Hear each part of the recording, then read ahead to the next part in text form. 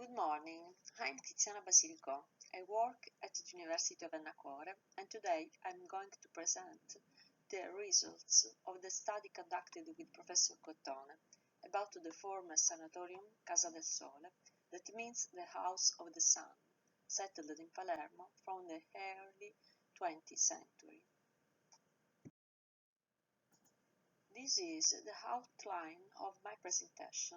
At first, I will briefly introduce the complex, its position in the city of Palermo.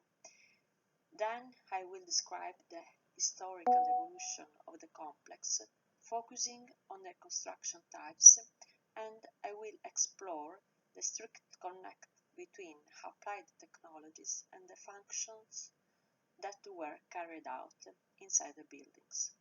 Then I will make a comparison between the original and actual state, and I will introduce the energy efficiency project on two of the original buildings and conclusions.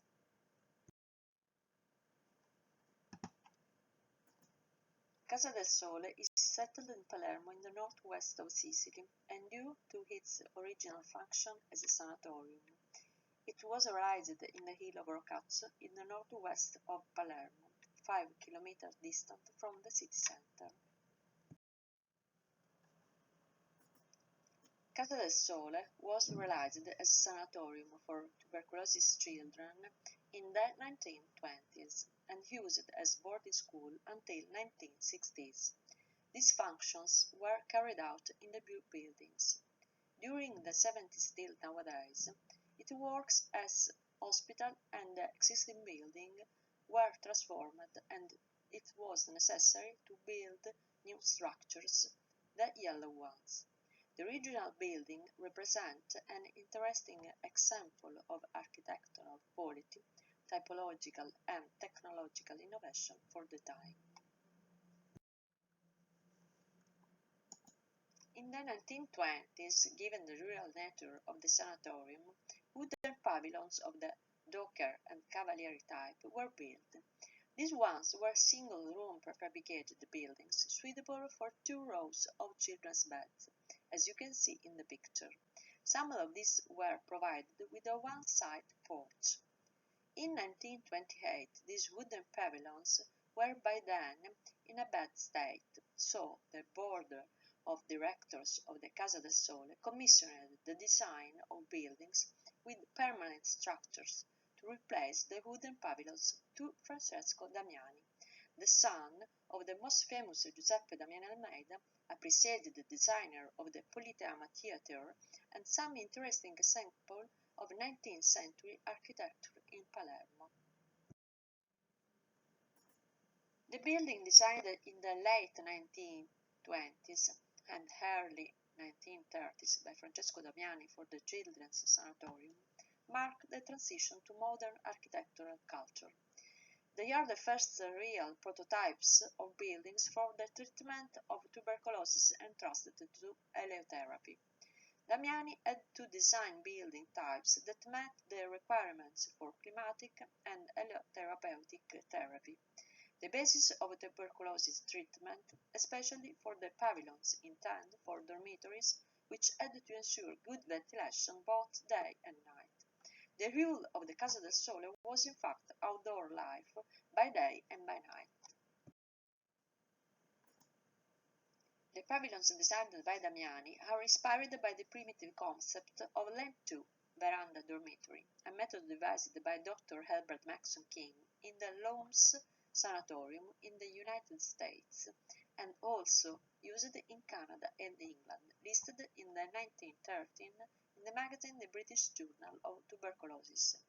This building type, until then little known in Italy, in some ways we reproposed the dimension of the docker and cavalieri wooden pavilions, terraces for heliotherapeutic treatments that had been placed in front of it. The lean-to type was made up of individual small wooden barracks with a closed rear wall, where 8 beds were placed side by side, completely open on the front side for heliotherapy treatments and with opening side walls. The type was modified with deeper structures, at least 5.5 meters, in order to have deck chairs in the front, and also to better protect the rear area with the beds from bad weather, as you can see in the first row of pictures. Damiani designed buildings with a large room intended as a dormitory, open on all sides and closed only along the wall exposed to the coldest winds, with windows that could be opened. In case of good weather, the pavilion could be considered an open canopy, as you can see in the second rows of photos. The buildings were arranged on the eastern side of the hill so as to be sheltered from the wind and well exposed to the sun. All the buildings have a downstream porched based floor to compensate for the difference in height, containing any services and allowing the creation of a completely above ground floor, ideally for dormitories and heliotherapy verandas for the best environmental conditions.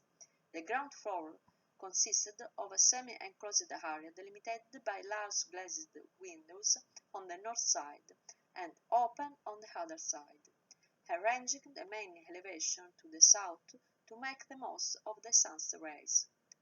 The heliotherapy verandas extended in some buildings, for example in the dormitory for disabled children, also on the southeast and southwest sides. Generally, the entrances, stairs, and services occupied part of the north or northeast side. The large verandas of 1, 2, or 3 sides were large enough to accommodate 1 or 2 rows of beds. A careful study concerned the overhanging depth of the roof, which made it possible not to let the summer rays reach the interior, except those of dawn and dusk, and to filter instead the winter ones so as to contribute to the heating, precisely according to principle of bioclimatic architecture. These morphological characteristics required a load-bearing structure that allowed the maximum opening of the external walls and at the same time large rooms for the arrangement of the beds in the common dormitories. But above all, it was the choice to leave the facades in correspondence with the terraces completely free from vertical structural elements that required reinforced concrete solution suitable for the construction of the large roofs of the terraces overhanging more than 3 meters. The project drawings show a particularly asymmetrical roof with an offset ridge and a projecting triangular structure, which served both to solve the problem of having different lights needed for the dormitory area and for the covered terraces, and to guarantee a traditional pavilion roof in any case. The technological solution, brilliantly chosen by Damiani, was a reinforced concrete system made of pillars, beams, and roofs, thanks to the knowledge of these technologies acquired at the Turin Polytechnic, where he graduated in 1911.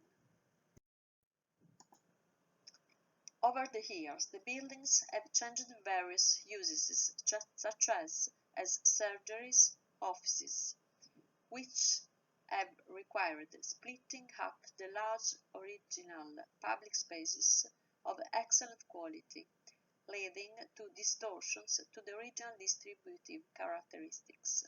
But it was, above all, the closure of the ground floor porches and the upper floor heliotherapy terraces to respond to the need to increase the internal space, thus changing the inspiring characters and the modern and rationalist language with which Damiani wanted to formally characterize the pavilion.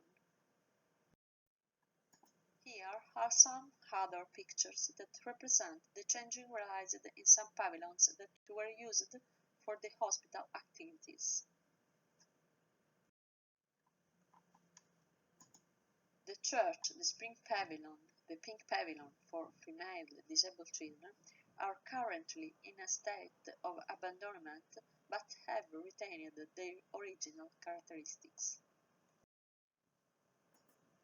Damiani, with the design of these buildings, defines a result of great importance, that is, the transition from closed to open perimeter wall construction. The exposed reinforced concrete framework, without curtain walls but only with glass surfaces mounted on slender iron frames, were necessary for protection from the winds, and the large overhang of the roofs become the constant and characterizing elements of these buildings. Two of these buildings, Pavilion G and Yellow Pavilion, are undergoing intervention with funds from the NRRP following the Mission 6 Health Investment Program. The hospital use its territorial operations center coherent with the existing one, but internal distribution that does not take into account the load-bearing structure. Intervention consists of the energy efficiency of the building, where the rebuild of electric and water plants. These interventions do not take into account the restoration of the regional aspect, visible by reopening the porches and closing them with windows. The complete state of abandonment in which these 1930s buildings are found today requires a reflection that brings back within the problem of reuse the set of settlement, typological, constructive, and structural aspects typical of these artifacts, and at the same time a reflection that highlights how much and how the current conditions, and above all the transformation undergone, historized, can constitute constraints in view of a possible reuse and restoration of the original forms in buildings that have been built for more than 70 years and must be protected. It's necessary to provide for a regeneration that responds to the new needs of society while respecting the conservation of the form, material, structure, and technical integrity of the architecture.